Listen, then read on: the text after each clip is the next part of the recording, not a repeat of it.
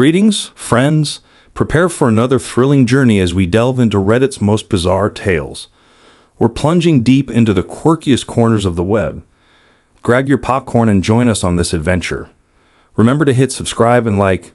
Let's begin. The house on Maplewood Lane had once been a symbol of new beginnings, a place where dreams of a happy life together took shape. In 2018, my wife and I bought the house from her family. It was more than just bricks and mortar. It was her childhood home, filled with memories and sentimental value. The previous house we had lived in, however, had been tainted by her infidelity, every room a witness to her affair. So when we moved into this new house, I saw it as a fresh start, a chance to rebuild the trust that had been shattered. Little did I know the betrayal would follow us here too. We had been married for 8 years when I first discovered that my wife had been cheating on me. The realization that she had brought her affair partner, AP, into our marital home was a blow I never expected to experience again, especially after moving into what I thought was our sanctuary. She admitted to sneaking him into our new home multiple times but claimed they only used the basement and guest bedroom. The words felt like daggers. How could I believe that? If she was willing to betray me once, there was no reason to think she hadn't done so in every room of the house. The trust that had been barely holding together completely crumbled. I couldn't stay in that house any longer. Every corner reminded me of the lies, the deception, and the loss of the life I thought we were building together. So I moved out and found myself an apartment to rent, leaving her to stay in the house while we figured out the logistics of our separation. Little did I know, the hardest part of our divorce was yet to come. As we began the paperwork for our divorce, the splitting of assets became the next battlefield. The house, the very place that had become a monument to her betrayal, was now at the center of our dispute. Despite everything that had happened, she expressed a desire to keep the house. Her argument? The mortgage was in both our names, and we had locked in a great rate when we purchased it in 2018, rates that had since doubled. She claimed that when the rates eventually dropped, she would sell the house and move on to something better. But in the meantime, she wanted to keep it.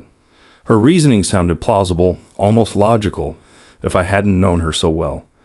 But to me, it felt like yet another selfish move. If we didn't sell the house now, I wouldn't have anything from the sale to use as a down payment for my next home. I'd be stuck renting, unable to move on and start fresh, while she continued to live in a house that was equally mine. The house wasn't just bricks and wood, it was also my financial security. Without selling it, I wouldn't be able to secure a future for myself. I could see her family's influence in her decision. After all, it was a house with sentimental value, a place where she had grown up, and I'm sure they were in her ear, encouraging her to keep it at all costs. The legal side of the divorce was complicated, but the emotional aspect was even more draining. Every discussion about the house felt like reopening a wound that hadn't had the chance to heal. Part of me wanted to let her have the house, just to be rid of the entire ordeal, to finally have a clean break from the nightmare my life had become. But another part of me knew that giving in would mean sacrificing my own future stability and rewarding her selfishness. I couldn't help but reflect on how we got to this point. Her insistence on keeping the house felt like more of the same behavior that had led to our downfall in the first place, putting her needs and desires above the relationship, above what was fair or right. It wasn't just about the house. It was about her refusal to accept responsibility for what she had done, and now her attempt to hold on to something that should have been shared equally. As the weeks dragged on and the legal proceedings continued, I sought advice from friends, family, and even in online communities. I needed to know if anyone had been through something similar, and if there were pros or cons I hadn't considered. The responses were varied. Some people suggested that I should stand my ground and fight for what was mine. After all, why should I be the one to sacrifice when she was the one who had destroyed our marriage?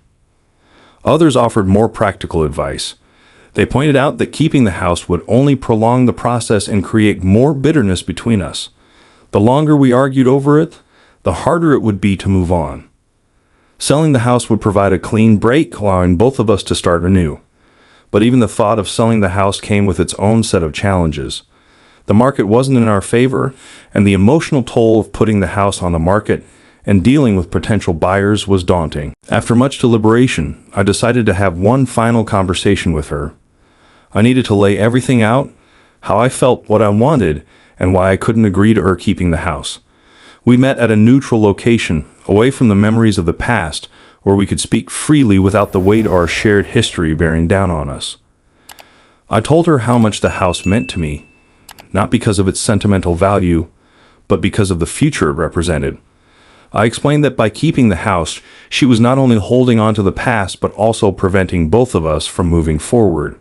I needed the sale to buy my own home, to finally have a place that was mine, free from the shadows of our failed marriage. She listened, and for a moment I saw a flicker of understanding in her eyes. But then she brought up her family again, how much the house meant to them, how it was more than just a building. It was a piece of her history. I could see that she was torn, but I was tired of being the one who always gave in, always compromised. In the end, I told her that if she truly wanted to keep the house, we would need to work out a fair financial arrangement. She would have to buy out my share, allowing me to take what I deserved and move on with my life. It wasn't an easy conversation, and there were tears on both sides, but it was the only way to reach a resolution that didn't leave me feeling like I had lost everything. The months that followed were a blur of legal documents, financial negotiations, and emotional ups and downs. We finally reached an agreement.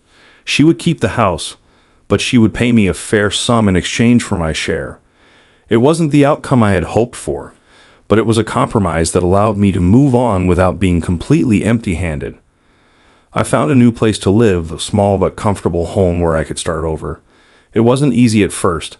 The scars of the past were still fresh, and there were days when I questioned whether I had made the right decision. But slowly, I began to rebuild my life. I focused on my career, reconnected with old friends, and even started dating again. As for her, I heard through mutual friends that she was struggling.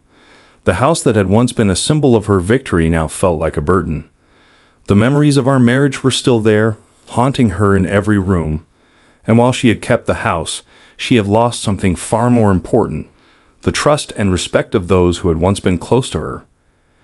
In the end, the house on Maplewood Lane became a symbol of everything that had gone wrong in our marriage. It was a place of betrayal, of broken promises and shattered dreams, but it was also a place where I learned to stand up for myself, to fight for what was rightfully mine, and to move on from a toxic relationship that had drained me of my happiness. The decision to let her keep the house wasn't an easy one, and there were days when I regretted it.